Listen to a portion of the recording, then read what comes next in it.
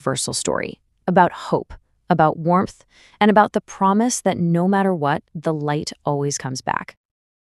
This idea right here, it just perfectly captures the whole feeling.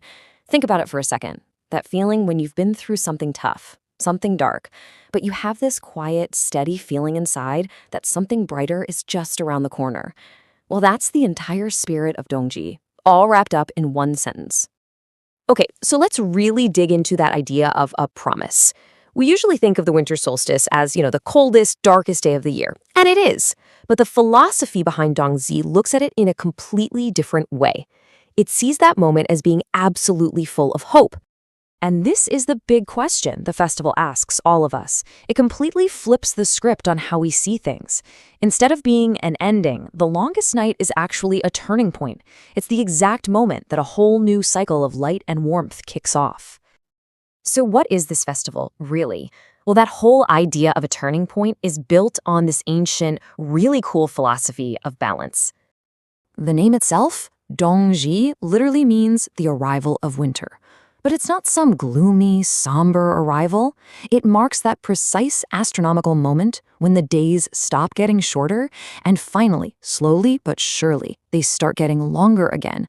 You could say it's the official start of the sun's comeback tour.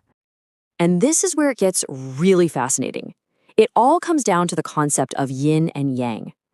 Dongzhi is the day when yin, which is all about darkness, cold, and stillness, hits its absolute maximum power. But the philosophy says that the very instant something reaches its extreme, it has to start turning into its opposite. So right at the peak of darkness, the little seed of light, of yang, is reborn and starts to grow again. Now, this amazing cosmic idea doesn't just hang out in the world of philosophy. It gets brought right down to earth, right into our homes, in probably the most comforting way you can imagine, with food. See, pretty much every dish you'll find during this festival is designed to do two key things. First, create actual physical warmth to help you fight off the cold. And second, to create emotional warmth by getting people together to share a meal. The food itself becomes this beautiful ritual of connection. So let's talk about Tangyuan. These are these soft, chewy rice balls, and they're usually served in a warm, sweet soup. Their round shape is just packed with meaning. It represents the full moon, the unbreakable circle of family, and the cycle of the seasons. Eating them together is a way of celebrating that sense of unity and feeling whole. Now, up in northern China, it's all about dumplings, and there's this great folk story about a famous doctor who would serve villagers hot dumplings to keep their ears from getting frostbite in the brutal winter. How great is that? Plus, their shape looks like old-fashioned gold ingots, so they also symbolize bringing wealth and good fortune into the new year. And of course, you've got these incredible hearty soups and stews. We're talking ginger broths, lamb stews, dishes made to just warm you up from the inside out. In traditional Chinese medicine, the whole idea is to strengthen your qi, your life energy, to help your body get through the rest of the winter strong. So, as you can see, Dongzhi is so much more than just a festival, right? It's really this collection of these deep life lessons, this wisdom that is just as important and relevant for us today as it was thousands of years ago. This is probably the biggest one. Just like the solstice, our own personal low points, our own dark times, they are not the end of the story. They're pivot points.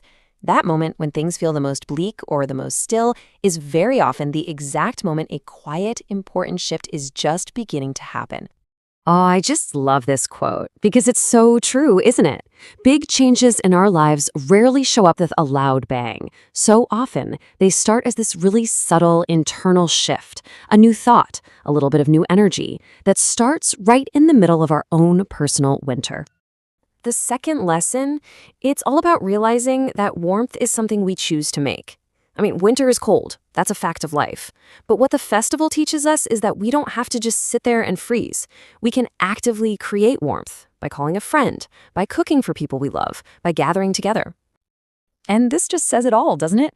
A hot bowl of soup can definitely warm your body, but it's that connection we have with other people that truly warms the soul and helps us get through the coldest of times. It's a powerful reminder that being together makes us so much stronger. And finally, there's the lesson of rest. In the middle of winter, the world outside can look kind of dead, right? But we know that under the frozen ground, roots are getting stronger, energy's being stored up for that big burst of growth in the spring. It teaches us that our own quiet times, our times of rest and reflection, they are not wasted time. They're essential. They're the prep work for our own future growth. And all of this brings us to the final, really beautiful conclusion to this whole story. Everything we've talked about comes together in this one powerful, hopeful message. After the winter solstice, the change isn't some huge, dramatic event. The amount of daylight only increases by a couple of minutes each day. You can barely even notice it. But that tiny, consistent increase is what changes everything.